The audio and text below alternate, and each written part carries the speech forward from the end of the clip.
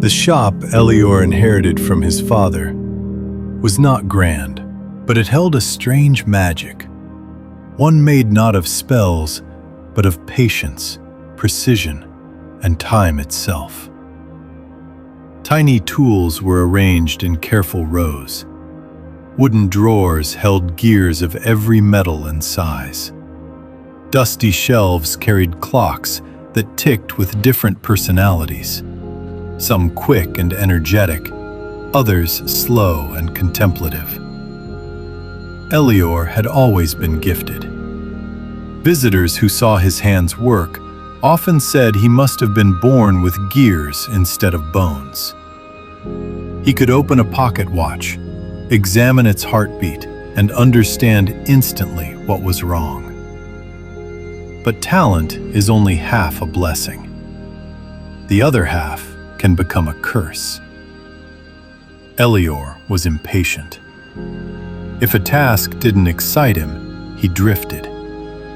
If a repair was too repetitive, he sighed and procrastinated. If something required long, tedious effort, he avoided it entirely. He loved creating, not maintaining. His sketchbooks were filled with breathtaking designs. Clocks shaped like galaxies, clocks powered by falling sand, clocks that played melodies when the moon rose. When inspiration struck, he could work for hours, almost feverishly. But inspiration is a storm, beautiful, temporary, unpredictable. And when it passed, Elior would abandon one project after another, leaving behind a graveyard of half-built dreams. His father had once told him, "There is beauty even in fixing a simple watch." Elior never understood those words. He wanted complexity. He wanted brilliance. He wanted to feel alive. One quiet morning, the shop door opened with a slow creak. A wealthy old man stepped inside, carrying something heavy wrapped in velvet. His posture was frail, but his eyes were fierce with purpose. He gently placed the wrapped object on the counter and unfolded the cloth. Underneath was a magnificent grandfather clock, crafted with dark walnut wood so polished it reflected the room like a quiet mirror. The brass ornaments spiraled with symbols Elior didn't recognize. The man said softly, "It hasn't ticked in 50 years. Watchmakers from 3 countries tried to restore it. All failed. They said it was impossible. But your father believed it could be done." The words hit Elior like lightning. His father had believed in this clock, and believed in the possibility of repairing it. Elior felt a familiar heat, the surge of motivation pulsing through him. This wasn't a routine battery replacement. This wasn't cleaning dust or aligning simple gears. This was a challenge, a legendary challenge. "I'll fix it," Elior declared. His voice was firm, confident, maybe even arrogant. The old man looked at him with a mixture of hope and fear. "Then I leave it in your care." When the man left, Elior stood before the clock, electricity buzzing in his chest. Finally, here was his moment. Elior attacked the project with passion. He removed panels, sorted gears, labeled springs, and studied the worn mechanism. The complexity thrilled him. There were parts inside this clock he had never seen in his life. Ancient engineering, beautiful and mysterious. For days he worked like a man possessed. He forgot meals. He forgot sleep. He felt alive. But motivation burns bright and burns fast, and slowly, cracks appeared. The work was not just complicated, it was massive. Over 1,000 pieces, each demanding careful cleaning, inspection, and calibration. Many were rusted, some misshapen, others completely worn out. Progress was painfully slow, glacial. After a few days, Elior felt the fire fading. Then came the boredom. Then came the irritation. Then came the urge to escape. The clock became a burden, a mountain too high. One afternoon, overwhelmed by frustration, Elior slammed a tray of tiny screws off the table. They scattered across the wooden floor like metal raindrops. For a moment, he just stared at them, scattered, lost, impossible to gather perfectly again.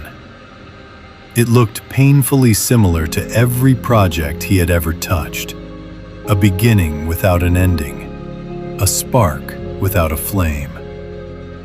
That night, defeated, Elior opened his father's old desk drawer, searching for anything: advice, comfort, distraction. Instead, he found a stack of leather journals bound with aging string.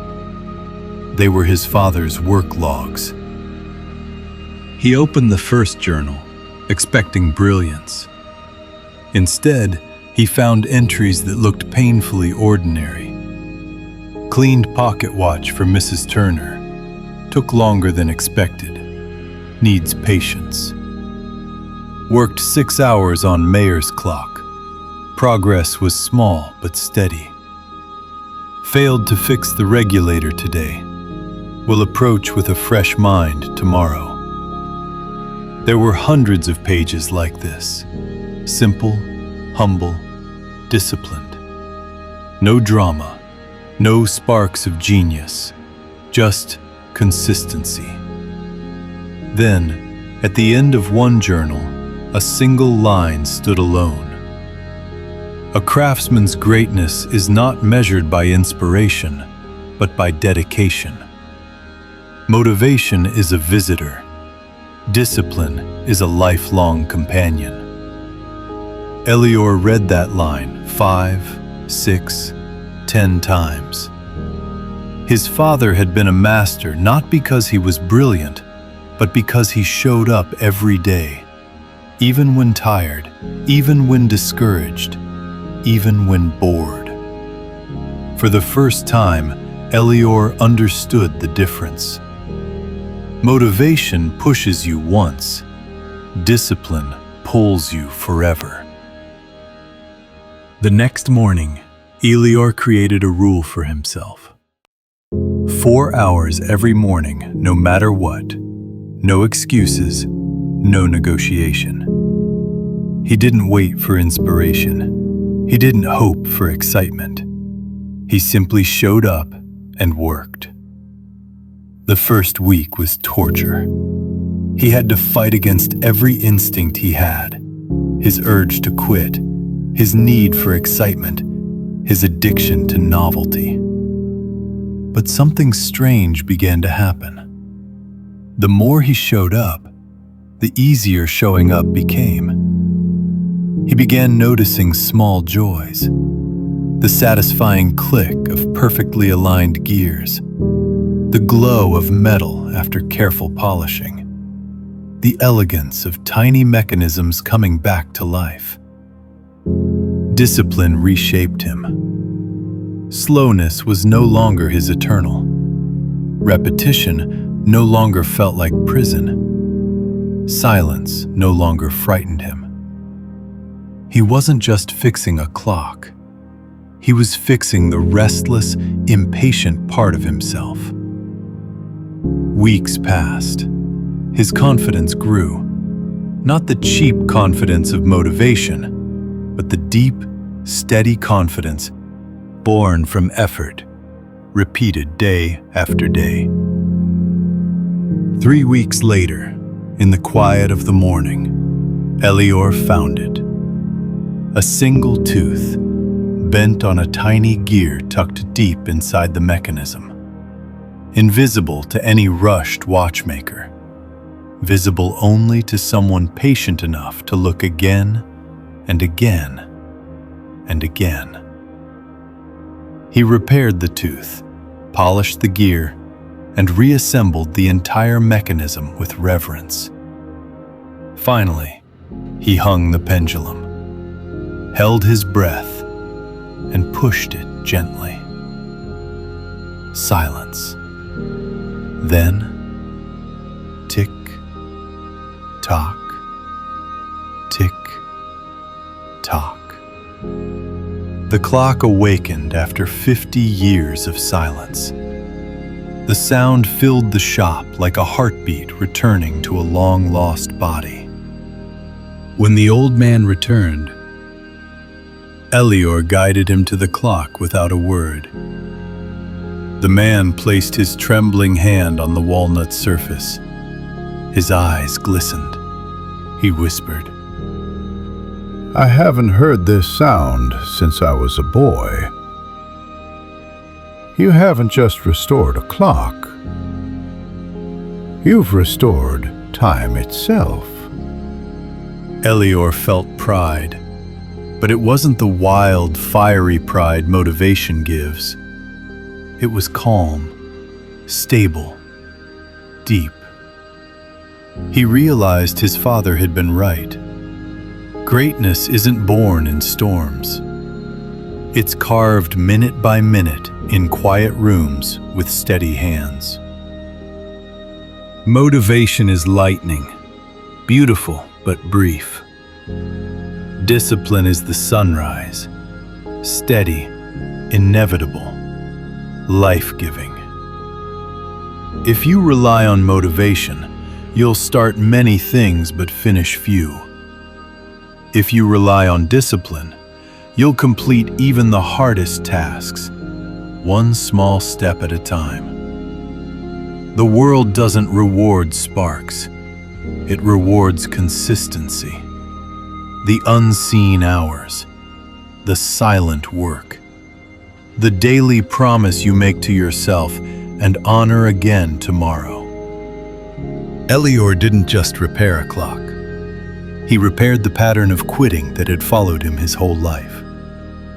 Your motivation may fade, your inspiration may vanish, but your discipline, quiet, loyal, unshakable, can carry you farther than you've ever imagined. Today, don't wait to feel ready. Take one small step, then another. Let the ticking of your effort become the rhythm of your transformation. Great things aren't built in sparks, but in steady, patient, disciplined seconds. Remember, my dear, 1. Discipline turns ordinary effort into extraordinary results. 2. Showing up every day builds a strength that motivation alone never can. 3. The real breakthroughs happen after the boredom barrier is crossed.